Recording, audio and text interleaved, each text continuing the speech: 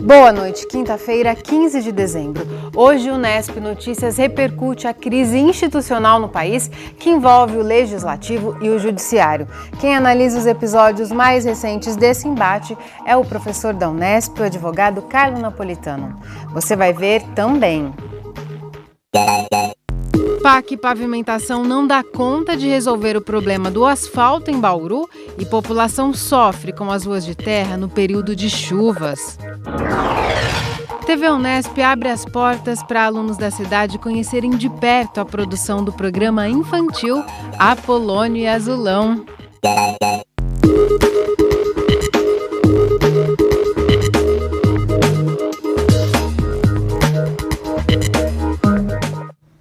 As obras do PAC Pavimentação estão longe de acabar e não vão resolver totalmente o problema de Bauru. 200 quadras continuarão com ruas de terra. Os moradores que não têm asfalto na porta de casa sofrem com os estragos provocados pelas chuvas dos últimos dias.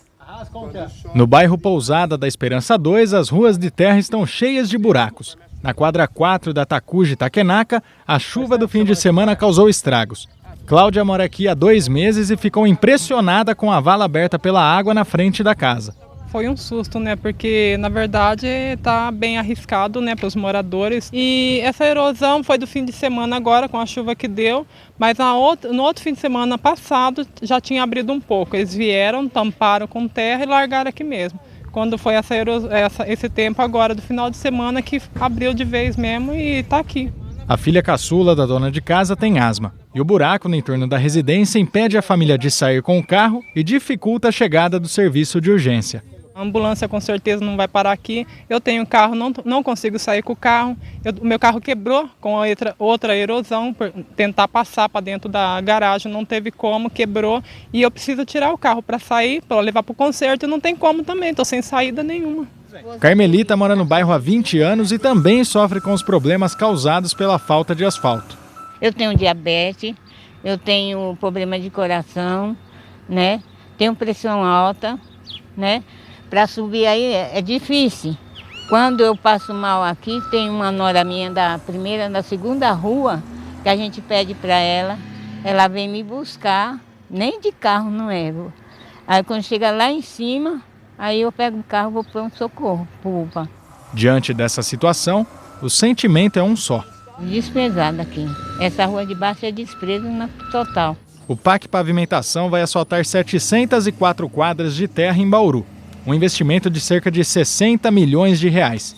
Apesar disso, 200 quadras ainda vão ficar sem pavimentação. Entre elas, as do Pousada da Esperança 2. Um exercício de paciência para os moradores. Eu acredito que no fechamento da licitação tenha saldo que dê para aumentar a meta.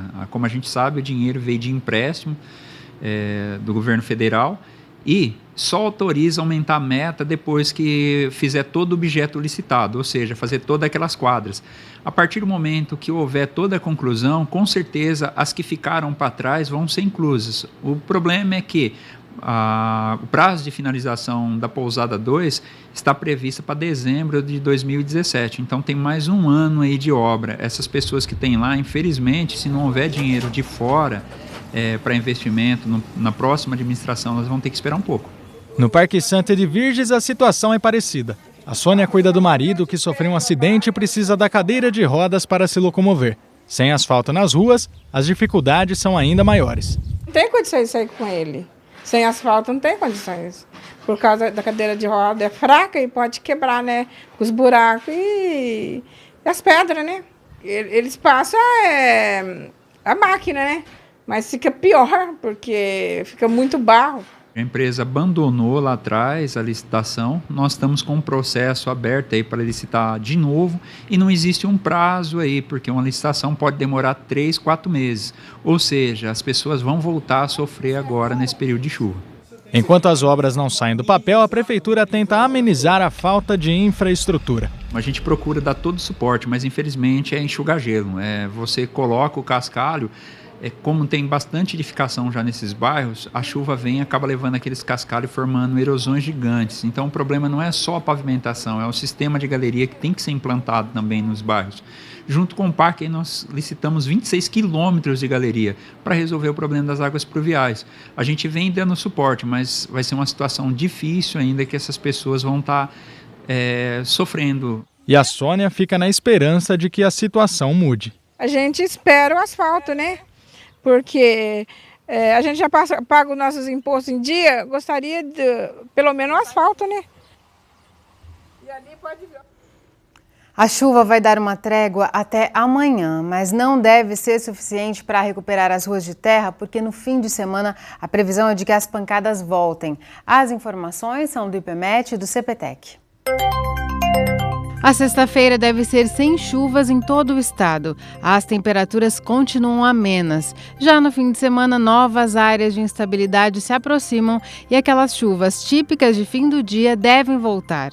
Bauru segue a tendência do estado, portanto, não devemos ter chuva amanhã. Agora, a umidade do ar é de 59%. Os ventos sopram a 13 km por hora. Hoje, os termômetros variaram entre 19 e 26 graus. Para esta sexta, a mínima prevista é de 18 e a máxima de 28 graus.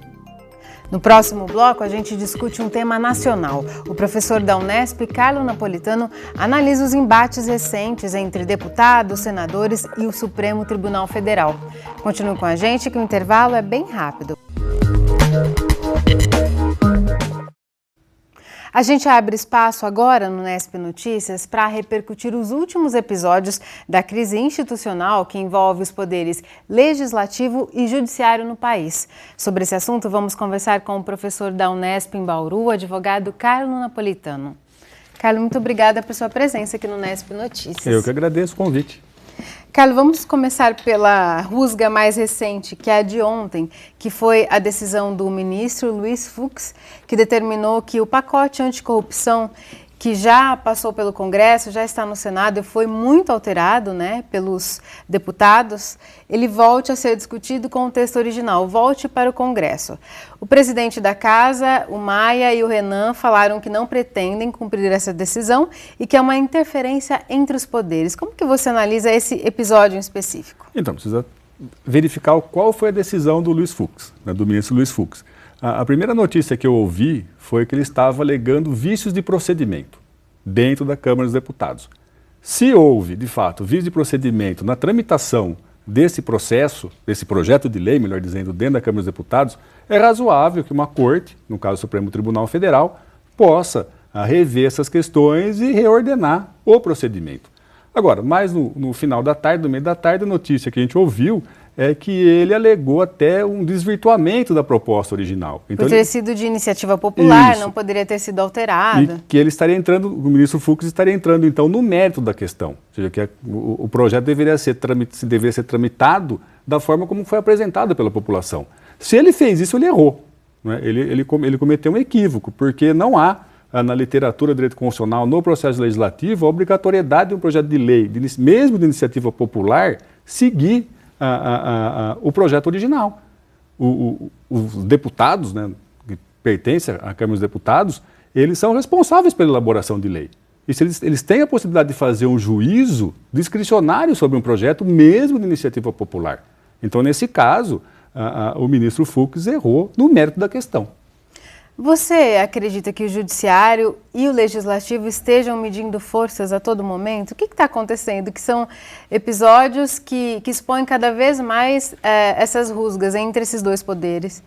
Olha, não me parece que é uma rusga institucional. O que me parece que é uma rusga individual. Esse caso do ministro Fux ontem foi uma decisão monocrática. Entre alguns ministros. Alguns ministros. A decisão da semana passada, nós vamos conversar um pouquinho do Renan e do Marco Aurélio. Então me parece assim que não há uma briga entre poderes, há uma briga entre egos pessoais exponenciados por esses ministros que nós mencionamos agora. Então já vamos falar da semana passada, a decisão mais polêmica que o plenário do STF, né, decidiu que o Renan não ficaria na linha sucessória, mas continuaria presidente, né? Como que você avalia? Parece um pouco contraditória essa decisão, ela foi criticada por muitos analistas da área judiciária. Como que você avalia? Então, a gente precisa primeiro entender qual é esse processo. Esse processo não se iniciou agora. Ele teve início em maio, né, um processo chamado Arguição de Descobrimento de Preceito Fundamental, proposto pelo Partido Rede e Sustentabilidade, e que objetivava, àquela época, a saída do Eduardo Cunha da presidência da Câmara dos Deputados. Então, o processo tinha dois objetivos. O afastamento do Eduardo Cunha, por ser réu na Lava Jato, e também a declaração de inconstitucionalidade na manutenção de um presidente da Câmara dos Deputados na linha sucessória direta da presidência da República, sendo réu. Qual é esse motivo? Se o presidente da República tiver um processo judicial aceito, um processo criminal aceito pelo Supremo, a solução que a Constituição dá é afastamento por 180 dias. E numa interpretação sistemática do texto constitucional, isso também se aplicaria para quem participa da linha sucessória. O Eduardo Cunha seria o terceiro na linha, seria o presidente Dilma, então, que depois sofreu o processo de impeachment, o Michel Temer, vice-presidente, e depois o próprio Eduardo Cunha. O primeiro pedido de afastamento do Cunha ele ficou prejudicado, porque todo mundo sabe que o Cunha foi cassado. Mesmo assim, esse processo foi para o plenário do Supremo Tribunal Federal. O ministro relator, o Marco Aurélio de Mello, levou no começo de novembro, especificamente dia 3 de novembro, para julgar esse segundo aspecto, esse segundo objetivo. Foi pedido vistas, não é? Isso, daí qual seria a interpretação que o Supremo teria que dar? Se um presidente de casa do Senado, da Câmara dos Deputados, que tenha processo criminal, se ele poderia manter-se na condição de presidente dessa casa. E o Supremo, no dia 3 de novembro, decidiu que não, por 6 votos. No entanto, o processo não terminou. Teve um pedido de vista, já com uma maioria formalizada ali, do ministro Dias Toffoli. E ficou esse impasse, ou seja, a decisão do Supremo vale ou não vale? Não vale porque não terminou o processo. Mas aí vem o Marco Aurélio sozinho. Isso, daí e dá aquela liminar que exige o afastamento dele. No final de novembro, o Supremo Tribunal Federal aceita uma denúncia em relação ao Renan Calheiros de um episódio que ocorreu em 2007, né? No caso de ele ter recebido dinheiro ilícito, né, de empreiteiras para pagar uma pensão alimentícia de uma filha que ele teria tido num caso extraconjugal. Para lembrar, ele foi afastado, ele foi cassado naquela oportunidade da presidência do Senado. Ele voltou, foi reeleito e voltou à presidência. Quando o Supremo aceita a denúncia contra o Renan Calheiros, o Partido Rede, no mesmo processo, pede a saída dele. E como o ministro relator é o Marco Aurélio, o pedido foi diretamente para ele. O pedido foi feito às 11 horas e 17 minutos. Às 15 horas já tinha dado a liminar. Qual foi a interpretação do Marco Aurélio? O Supremo já tem uma maioria, são 6 votos, pela impossibilidade da permanência de um sujeito réu em processo criminal na linha sucessória e pelo afastamento, que eram os dois objetos do primeiro pedido da ação. Ele concedeu essa liminar, determinando o afastamento do Renan. O Renan se recusou a aceitar o pedido, recorreu, né, a advocacia do Senado recorre, esse julgamento vai para o plenário. O que acontece no plenário? Um juiz muda o seu voto, que é o juiz Celso de Mello, o decano da casa. Então, se ele muda o voto, perde a maioria. E aí o Supremo fez lá meia sola constitucional, como disse o ministro Marco Aurélio, de aceitar a permanência do Renan na presidência do Senado, mas impossibilitando ele de assumir eventualmente a presidência da República, caso o Michel Temer viaje, o Rodrigo Maia não possa assumir também. O terceiro da linha sucessória na situação atual seria o Renan Calheiros. Então, nesse caso, foi de fato uma meia sola constitucional em relação ao conteúdo. Né? Talvez a melhor interpretação seja dada lá no início de novembro, de que uma pessoa ré não pode figurar na linha sucessória. Se o próprio presidente não pode, por que o seu sucessor poderia? Não é? Agora, o que tem que se falar também e se criticar foi a decisão do próprio ministro. Não é? O Marco Aurélio decidiu de uma forma individual, né, no jargão jurídico monocrático, e é o que tem sido feito de forma mais corriqueira no Supremo Tribunal Federal. Ele devia ter remetido ao plenário diretamente, né? Na sua visão. E também, ali não havia a confirmação da maioria dos 6 votos, porque só há confirmação da maioria dos 6 votos no final do processo. Então, teria que todos os ministros votarem, e mesmo nesse transcorrer da votação, o ministro que queira rever a sua posição, ele pode rever e mudar. Então, a alegada maioria do Supremo em relação a esse caso não existia. Então, o ministro Marco Aurélio também errou no procedimento de julgamento. Carlos, eu queria aproveitar a sua presença, nosso tempo está acabando, mas eu não poderia deixar de perguntar. Nessa votação, alguns ministros argumentaram que a saída do Renan naquele momento traria ainda mais instabilidade econômica ao país, porque estava às vésperas da votação da PEC do teto. Na sua visão, ministros podem argumentar seus votos, balizar por decisões econômicas, políticas e não por argumentos jurídicos? Olha, esse foi meu tema da minha tese de doutoramento. Né? Naquela oportunidade, ainda em 2009, eu estudei a judicialização da política, que tem o seu um conceito correlato que é a politização da justiça. E um dos conceitos da judicialização ou da politização da justiça é o uso de argumentos ou de procedimentos alheios ao Poder Judiciário nas suas decisões. Que é errado. E argumentos econômicos, ou argumentos futuros de prospecção, não são argumentos estritamente jurídicos. Então há uma literatura vasta nesse sentido, na ciência do direito, na ciência política, que critica essa forma de atuação. Não seria uma forma correta do Supremo Tribunal Federal interpretar a lei, fazendo prognósticos, sejam eles econômicos ou até mesmo políticos. Tá certo, muito obrigada por aprofundar essa discussão aqui. Muito obrigado, agradeço mais uma vez o convite. Depois do intervalo, tem a visita de alunos da Rede Estadual de Ensino de Bauru aqui à TV Unesp.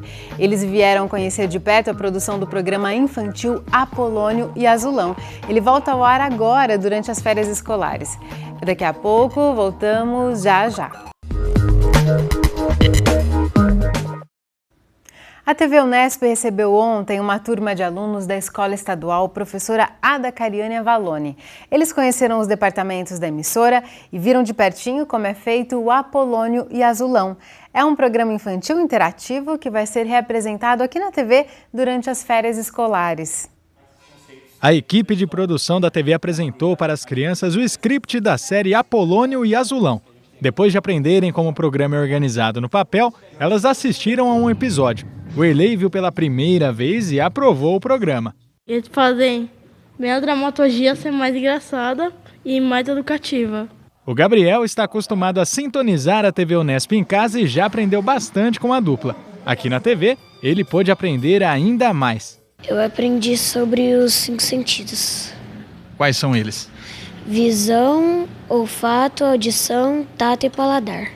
E entre o Apolônio e o Azulão, já tem um preferido. O Azulão, porque ele sabe, como ele disse, ele sabe algumas coisas em inglês e ele está querendo sempre descobrir coisas novas. Coordenadora pedagógica da escola, Roberta colaborou com o roteiro da série. Atenção ao conteúdo e a forma de apresentá-lo foram as prioridades do trabalho.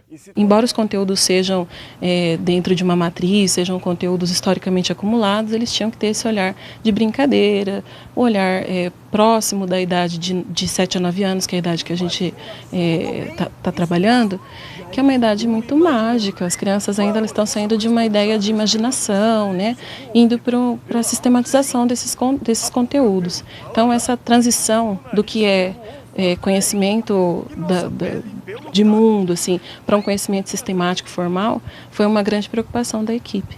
Com a chegada das férias escolares, a primeira temporada de Apolônio e Azulão será reexibida. Anote aí para não perder os 12 episódios. Às segundas-feiras, a série vai ao ar 12h30. Às quartas-feiras, 11h30 da manhã. E às sextas-feiras, 2h45 da tarde. O que agrega muito é aproximar o conhecimento da comunidade e ter essa troca, né? Ouvir deles também o que eles gostariam de aprender, tem a presença dos professores. Então, assim, esse contato para a gente é muito importante e agrega muito. Depois de sugerir temas, foi a hora dessa turminha ver a dupla ao vivo. E vocês gostam de saber sobre o quê? Animais. Animais! E de história? Quem gosta de história? Eu. O Apolônio e o Azulão ficaram animados com a visita. Eu estou muito feliz, porque eu gosto muito da escola Ada Cariane. Eu estava esperando ansiosamente esses alunos chegarem aqui. Eu adoro crianças. A Yasmin tinha uma ideia de como era uma emissora de televisão. E aqui se surpreendeu. Eu imaginava que era só uma câmera, uma luzinha e um papelzinho. Nossos programas, eles são voltados para um público assim, que busca conhecimento, busca instrução, né? Então, nossos programas são educativos. A ideia da gente trazer as crianças aqui, elas conhecerem um pouquinho mais como que é feito esse trabalho, né? E um trabalho que é voltado para elas, hoje que a gente trouxe elas para conhecer o Apolônio Azulão. A Micaele prestou atenção em todo o passeio, mas algo, em especial, chamou a atenção. A gente aprende que não é muito fácil que a gente pensava, né? Porque passa por vários setores para ficar perfeito para na nossa televisão. E agora ela se torna mais uma telespectadora da TV Unesp. Eu vou até encher o saco do meu pai para ele colocar uma TV lá para mim assistir todos os dias. E antes de encerrar a edição de hoje, uma última informação: a Prefeitura confirmou que a cidade vai ter festa de Réveillon. A comemoração vai ser de novo no Parque Vitória Régia. O início está previsto para as 11 da noite do dia 31 e a banda Coisa e Tal vai ser a responsável por animar a festa. Por conta da legislação municipal, a festa não contará com queima de fogos em respeito aos animais. O evento vai ser de graça. É isso por hoje. O Unesp Notícias volta amanhã às 6h30 da noite, ao vivo. Tchau!